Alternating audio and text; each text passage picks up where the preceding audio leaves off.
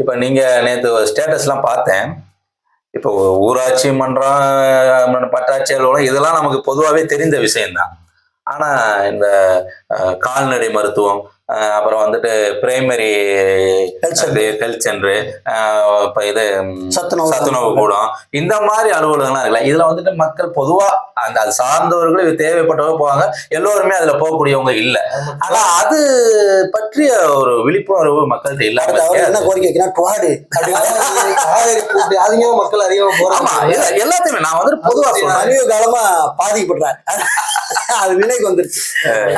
உண்மையில நல்ல அற்புதமான ஒரு கேள்வி.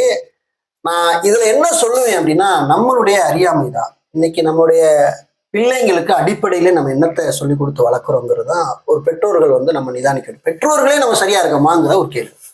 இப்ப நம்ம செல்போன் எல்லார் வீட்லயுமே வச்சிருக்கோம் இல்லையா, ஆண்ட்ராய்டு போனு. இப்ப பிள்ளைங்க பெரும்பாலும் யாருமே அதிகமான லாங் வீடியோ எல்லாம் பாக்குறதே கிடையாது. இப்ப எல்லாமே என்னன்னா, அதாவதுன்னு ஒரு விடயம், முன்புலாம் வந்துட்டு உன் நண்பன் யாருன்னு சொல்லு, நீ யார் என்று சொல்லுவது. இன்னைக்கு அதெல்லாம் இல்ல, உன் மொபைல கையில கொடு, நீ யாருன்னு சொல்ற. அந்த மாதிரிதான் முடிஞ்சிருச்சு. அப்ப நம்ம டெக்னாலஜி வளர்ந்துருச்சு. நம்ம சமூக வலைதளங்கள்ல இன்னைக்கு நிறைய விஷயங்கள் வந்து கொட்டி கிடக்குறது, பறந்து கொட்டி கிடக்குது. நாலேஜ் வளர்க்குற விஷயங்கள் சொல்றேன், கொட்டி கிடக்கு. நம்மள மாதிரி சேனல் வந்து நம்ம நடத்துறோம். நம்ம எல்லாம் எதுக்காக வியூஸ் போனாலும் பரவாயில்லடா, ஏதோ 4 பேர் பார்த்தாலும் இந்த செய்தியை தெரிஞ்சுக்கிறோங்கிற ஒரு நல்ல எண்ணம். நம்ம மட்டும் இல்ல, நம்மளை கூட நினைட்டு. சோ இப்ப இங்க நம்ம சமுதாயம் எதை நோக்கி நகருகிறது ஒரு கேள்வியா இருக்கு. சின்ன சின்ன அரசு அலுவலகங்கள் கவனிக்கப்படாத காரணமே நம்மகிட்ட இருக்க அறியாமைன்னு கூட சொல்லலாம். ஸோ இதை நம்ம பிள்ளைங்களுக்கு என்ன சொல்லிக் கொடுக்கணும்னா, நீ எதாவது நல்ல விஷயங்களை கற்றுக்கணும். நான் என் பிள்ளைங்களுக்கு நான் தான் சொல்றேன், நீ என்ன செல்போன்ல பாக்குறியோ அது சார்ந்த விஷயங்கள் தான் உனக்கு தொடர்ச்சியா உனக்கு வந்துகிட்டே இருக்கு. நீ அந்த நேரத்தை நீ சுருக்கணும்னு நினைச்சா கூட உன்னால முடிய முடியாது. இப்ப நகைச்சுவையான வீடியோவை பாக்குறீங்கன்னா, நீங்க யூடியூப்ல பார்த்தாலும் சரி, இன்ஸ்டாவில் பார்த்தாலும் சரி, பேஸ்புக்ல பார்த்தாலும் சரி, நீங்க கூகுள்ல போய் ஒரு விஷயத்தை தேடினாலும் சரி, நீங்க யாருன்னு அவன் கரெக்டா ஐடென்டிஃபை பண்ணிடலாம். அப்ப உங்களை வந்து மடைமாற்றம் செய்வதற்கு அது சார்ந்த வீடியோக்களை தான் உங்களுக்கு வந்து கொடுத்துக்கிட்டே இருக்கான். இப்ப அறியாததுக்கு முக்கிய காரணம் என்னன்னா, இப்ப சட்டம் சார்ந்த விஷயங்கள். இப்ப நம்ம ஊர்ல எத்தனை அரசு அலுவலகங்கள் இருக்கு, அதுல யாரெல்லாம் பணி செய்யறா, இவங்களுக்குலாம் என்னென்ன வேலை, இந்த அலுவலகம் என்ன ஒர்க்கை மக்களுக்கு செஞ்சு கொடுக்குறது, இது சார்ந்து தெரிந்து கொள்ள வேண்டும். இன்னைக்கு உண்மையிலே 12ஆம் படிக்கிறவனுக்கு நம்ம நாட்டோட குடியரசுத் தலைவர் யாருன்னு கூட தெரியல. அவங்கள இல்ல, தமிழ்நாட்டுலதான் இந்தியா இருக்குங்கிறாங்க. அந்த மாதிரி நிலைமையா இருக்குது. அப்ப பசங்களுக்கு மட்டும் இல்லை, சில அரசியல்வாதிகளுக்கும் தெரியல. நானே சொல்லிட்டேன். அப்படிப்பட்ட ஒரு சூழ்நிலை இன்னைக்கு இருக்கு. அப்ப நம்ம வந்து பிள்ளைங்களை கவனிக்கணும். பெற்றோர்கள் வந்து பிள்ளைங்களை கவனிக்கணும். அவங்களுக்கு ஒவ்வொரு விஷயங்களை நம்ம வந்து வலுக்கட்டாயமா திணிச்சுதான் அவனுக்கு வேற வழியே இருக்கு. அப்ப இதெல்லாம் தெரிஞ்சுக்கப்பா. நம்ம ஊர்ல வந்து பிஓ அலுவலகமும் மட்டும், ஊராட்சி மன்ற அலுவலகம் மட்டும் இல்ல, இவ்வளவு சின்ன சின்ன அரசு அலுவலகங்களும் இருக்கு.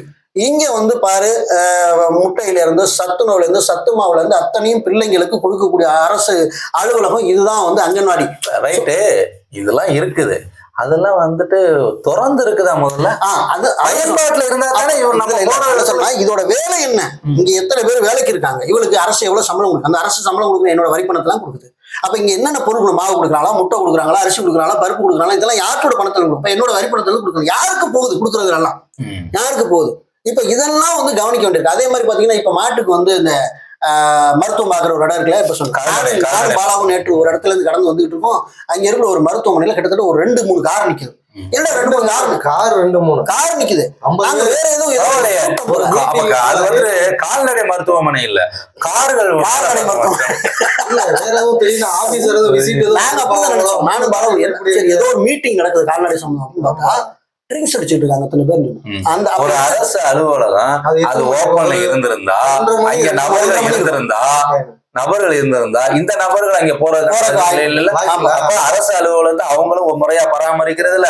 அது அரசு அலுவலகங்கிற ஒரு நாடே இதே வந்து தண்ணி அடிக்கிறவனுக்கு இத நம்ம அரசு அலுவலகம், ஒரு அரசு அலுவலகம். அங்க வந்துட்டு மெடிசின் சம்பந்தப்பட்ட அதுல நம்ம போறோமே, அந்த மெடிசின்ல ஏதாவது ஒரு ப்ராப்ளம் வந்துட்டு அது லீக் அவுட் ஆகுதுன்னா அது நீ சாப்பிட இதோட சேர்ந்து என்ன ஆகும்? அரசு அலுவலகமே என்ன ஆயிடுச்சுன்னா, ஊருக்குள்ள எவ்வளவு இடம் இருக்கு சார், அது என்ன கடைசியா காட்டுக்கு அடுத்து லாஸ்ட்ல கால்நடை மருத்துவம் வந்துட்டு ஒரு அவுட்டர்ல இருக்கிறது ஒரு பாதுகாப்பாக இருக்கு. அதாவது அது ஏன்னா அது சில பொல்யூஷன் உண்மைதான். நம்ம பிள்ளைங்களுக்கு வந்து இந்த மாதிரி இந்த அலுவலகத்துல வந்து இந்த வேலைதாப்பா நடக்குது, இப்போ ஒன்றும் இல்லை, இப்போ வந்து சென ஊசி போடுவாங்க இல்லையா மாட்டுக்கு, அந்த வேலையை வந்து அங்கே இலவசமாக பண்ணி கொடுக்கணும். ஒன்றும் இல்லை, நீங்கள் இந்த மாட்டை கொண்டு வரணும்னா உங்களோட ஆதார் நம்பர் கேட்பாங்க. ஆதார் நம்பர் கொடுத்தா அந்த சென ஊசி வந்து உங்களுக்கு வகை வகையாக இருக்குது. நீங்கள் எந்த கன்று உங்களுக்கு தேவையோ அந்த கன்றை நீங்கள் செலக்ட் பண்ணி கூட நீங்கள் ஊசி போட்டுக்கலாம். இந்த அளவுக்கு வந்து ஸ்கீம் வந்து கவர்மெண்ட்டு அந்த சென ஊசி எவ்வளோ கொள்முதல் பண்ணுறான்னு தெரியல, நம்மளுக்கு அந்த அடிப்படை நாலேஜ் கூட இல்லை. அப்போ அதை என்ன பண்ணுறாங்க, அங்கே வேலை செய்கிறவங்க என்ன பண்ணுறாங்கன்னா வெளியில் எடுத்துகிட்டு போயிட்டு அதை வியாபாரம் பண்ணுறாங்க. அங்கே மக்கள்கிட்ட போய் என்ன செய்யறாங்கன்னா உங்க ஆதார் கொடுங்க நம்பர் எழுதிக்கிறாங்க, அவங்களோட 500 ரூபா ஒரு சென ஊசி மாட்டுக்கு போறதுக்கு 500. அப்ப இந்த மாதிரி நிறைய என்னன்னா அந்த ஒவ்வொரு கிராமப்புற பகுதியில ஒவ்வொரு பகுதியிலயும் வந்துட்டு ஒவ்வொரு நாளும் வந்துட்டு ஒவ்வொரு பகுதிக்கு விசிட் வரணும். அங்க வந்து அந்த கிராமத்திலே வந்துட்டு கால்நடைகளை பார்க்கணும். கண்டிப்பா அதுல எங்க நடக்கு இல்ல, ஏதோ ஒரு மாசத்துல என்ன 4 மாசம் 5 மாசத்துக்கு ஒரு தடவை வந்து ஊருக்கு வந்து திடீர்னு ஒரு இந்த மாதிரி ஒரு கேம்ப் நடக்குது அப்படின்னு சொல்றாங்க. ஒரு போட்டோ ஒரு 10 மாடம் நிப்பாட்டி போட்டோ எடுத்துட்டு அதே ஒரு கணக்குல வர்றதுக்காண்டி அதுக்கு எவ்வளவு பணம் எழுதான்னு தெரியல. அது அங்க உள்ள கிராமத்துல இருக்கக்கூடிய பெண்களே வந்துட்டு அதுக்கு சப்போர்ட். விழிப்புணர்வு செய்தி யாரும் கொண்டு போவாங்க, நம்ம தான் கொண்டு போகணும், வேற யாரும் கொண்டு போகணும். நம்ம வீட்டில் இருக்கக்கூடிய குழந்தைங்க பிள்ளைங்க நம்ம பெண்கள் நம்மளுக்கு படித்தவங்களும் இதை சொல்லி கொடுத்து இப்போ நம்ம வேலைக்கு போறோம், ரைட்டு, ஓகே, சம்பாதிக்க நம்ம குடும்பத்தை நடத்துறதோடு மட்டும் இல்லாம நமக்கு அடிப்படையான கடமைகள் ஒண்ணு இருக்குடா. இந்திய அரசியல் சாசனம் நமக்கு சொல்லியிருக்கு, 51வது கடமையில வந்து 11 கடமையில நம்ம சொல்லியிருக்கு. இந்த கடமையில கொஞ்சமாச்சு நம்ம வந்து அக்கறை செலுத்தி நம்ம இந்திய தேசத்துக்கு ஒரு உணர்வுள்ள மக்களா வாழணுங்கிறதையே நம்ம தான் குழந்தைகளுக்கு நம்ம தான் சொல்லிக் கொடுக்கணும். அப்ப தவறு எங்க இருக்குன்னா பிள்ளைகளை சரியாக வளர்க்காத பெற்றோர்களிடத்திலும், அப்படி பெற்றோர்கள் சரியாக இருந்தாலும் கூட பிள்ளைகள் இன்றைக்கு சரியான திசையில் போகிறார்கள் என்று கவனிக்காத ஒரு சூழ்நிலையும் பிள்ளைகள்கிட்ட ஒழுங்குமுறை இல்லை. முக்கியம் என்ன சொல்ல போனா அவன் எதுல போய் லகித்து போயிட்டான் அப்படிங்கிறத நம்ம பார்க்க வேண்டிய தேவை இருக்கு. இதெல்லாம் சரி செய்து ஒட்டச்சு சரி செய்து சீரமைச்சு மறுபடியும் ரீவன் பண்ணி திரும்ப ரீப்ளேஸ் பண்ணா மட்டுமே இந்த சின்ன சின்ன அரசு அலுவலகங்கள்ல ஆர்டி அலுவலகம் கூட சமூக அலுவலகம் இதையும் கவனிக்கலாம். நீங்க பெரிய பெரிய அலுவலகத்தை மட்டும் டார்கெட் பண்ணாம இந்த சின்ன சின்ன ஆபீஸ்ல என்ன நடக்குது அப்படிங்கிற கவனிக்கும் போது உண்மையாலுமே நான் ஒரு சத்துணவு கூட சம்பந்தமா ஒரு ஆர்டியை பதிவு பண்ணியிருந்தேன் நம்ம சுற்றுலாடத்துல இருக்கிறாங்க. உண்மையிலே எங்க எங்க எங்க எங்க பள்ளி தலைமை ஆசிரியர் எனக்கு என்ன செஞ்சாங்கன்னா ஃபோன் பண்ணி என்ன என் பாப்பா பேரை சொல்லி நீங்க ஏப்பா இந்த மாதிரி என்ன பண்ணீங்க ஏன் அப்படின்னு கேட்டேன். இல்லை இவ்வளவு நாள் நம்ம பள்ளிக்கூடத்துக்கு பிள்ளைங்களுக்கு கணக்கில் இந்த வராத அந்த முட்டை இந்த மாவுலாம் இந்த கொண்டாந்து கொடுத்துட்டு போயிட்டாங்க, தேடி கொண்டாந்து கொடுத்துட்டு போயிட்டாங்க, கேட்டா உங்க பேரை தான் சொன்னாங்க, நீங்க கேட்டிருக்கலாமே கணக்கு கேட்டிருக்கலாமே அப்படின்னு சொல்லி சொன்னாங்க. அப்ப இந்த மாதிரி ஒவ்வொருத்தரும் நம்ம கேட்கும்போது அந்த வேலைகள் வந்து தேடி வந்துருதா, கரெக்டா வந்துருதா. அப்ப இதை கவனிக்காம விட்டுட்டோம்னா அந்த தவறுகள் தொடர்ந்து நடந்துகிட்டே தான் இருக்கும். அதனால இது ஒவ்வொரு கிராமத்துல யாரோ ஒரு ஆளாவது கேள்வி கேட்கும். கண்டிப்பா 2 பேர் 3 பேர் இருந்தா கோபம்ங்கிற கேள்விங்கிற பேர்ல என்ன பண்றாங்கன்னா ஆதங்கத்தை தான் கொட்டுறாங்களே தவிர அதை எப்படி எந்த வேலை போனா வந்துட்டு அந்த தவறுகளை வந்து சரி செய்யலாம்ங்கிறது தெரிய மாட்டாங்க. கண்டிப்பா. ஆனா வேகமா பேசி ஆதங்கத்தை கொட்டி பண்ணிடுறாங்க. பெரிய பெரிய ஆபீஸ்லாம் நம்ம கேள்வி கேட்கிறோம், ஆர்டிஐல பதிலுக்கு வாங்குறோம், அதெல்லாம் செய்யும் போது சமூக விரோதின்னு உத்தரவிட்டுறாங்க. இந்த சின்ன சின்ன ஆபீஸ்ல செய்யும் போது என்ன பேர் சொல்லுவாங்க நீங்க சொல்லுங்க? சின்ன சமூக விரோதின்னு சொல்லுவாங்க. நீங்க பெரிய பெரிய ஆபீஸுக்கு போனீங்கன்னா பெரிய சமூக விரோதி. அது ஒரு விஷயம். பெரிய பெரிய ஆபீஸுக்கு பண்றதெல்லாம் பெரிய சமூக விரோதிங்கிறதெல்லாம் சின்ன ஆபீஸ்ல பண்றவங்க தான் அவங்களுக்கு தான் அது புதுசா தெரியும். அவங்க தான் நேரடியா பாதிக்கக்கூடியவங்களா இருப்பாங்க. அப்ப அவங்களுக்கு தான் பயங்கள் அதிகமா வரும். கண்டிப்பா கண்டிப்பா. நம்ம சாதாரண எடுக்கிறோம். இப்ப தாலுகா ஆபீஸ்லயோ கலெக்டர் ஆபீஸ்லயோ உள்ளவங்களுக்கு எல்லாம் பயம் பெருசா இருக்காது. ஆனா இந்த பகுதியில் உள்ளவங்க நீங்க ஒரு சின்ன ஒரு ஆர்டிஐ நீங்க முன்னாடி வைக்கும் போது அவங்களுக்கு அதுல பயம் வந்துடும். இப்போ சுய உதவி குழுக்கள்ல மாற்றங்கள் பண்ணலாம், வறுமை ஒழிப்பு சங்கத்துல மாற்றங்கள் பண்ணலாம், எவ்வளவோ விஷயங்கள் வந்து அரசாங்கம் பண்ணிக்கிட்டு எனக்கு ஞாபகம் இருக்குங்க.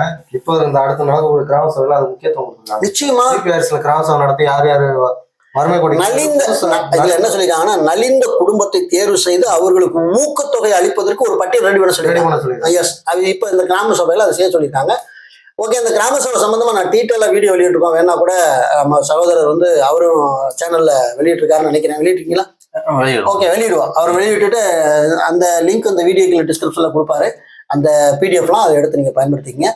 ஸோ இவ்வளவு நேரம் வந்து எங்களுடைய ஆதங்கங்களை தான் நாங்க வந்து வெளிப்படுத்தியிருக்கோம். ஒருவேளை நீங்க நாங்க சொல்ல வேண்டிய தாங்க நீங்க சொல்லிக்கிட்டு இருக்கீங்க, நிறைய பேர் சொல்றதுக்கு வாய்ப்பு இருக்கு. அப்படிதான் சொல்றதுக்கு வாய்ப்பு இருக்கு.